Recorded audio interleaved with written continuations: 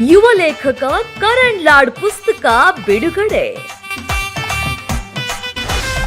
ಅ glitch ಇನ್ ಅ simulation ಕೃತಿ ಕನ್ನಡ ಅವತರಣಿಕೆ ಬಿಡುಗಡೆ. ಧಾರವಾಡದಲ್ಲಿ ಪ್ರತ್ಯನುಕರಣೆಯ ನ್ಯೂನ್ಯತೆಗಳು ಪುಸ್ತಕ ಲೋಕಾರ್ಪಣೆ. ಸಚಿವ ಸಂತೋಷ್ ಲಾಡ್ ಪುತ್ರ ಕರಣ್ ಲಾಡ್.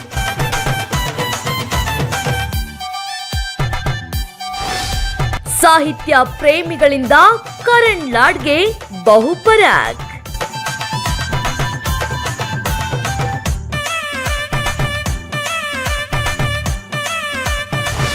ವಿಮರ್ಶಕರಿಂದ ಉತ್ತಮ ಪ್ರತಿಕ್ರಿಯೆ ಪಡೆದ ಪುಸ್ತಕ.